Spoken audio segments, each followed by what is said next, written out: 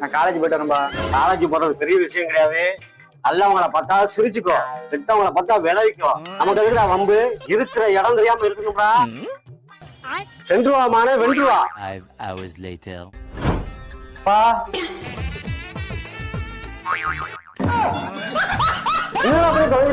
கல்யாணம் பண்ணிருப்பா மாமா. கல்யாணம் பண்ணிருக்கியா?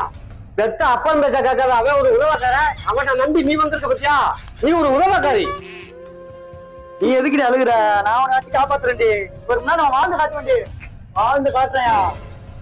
எதுக்கும் கலங்காத, நான் பாத்துக்கிறேன் சரியா?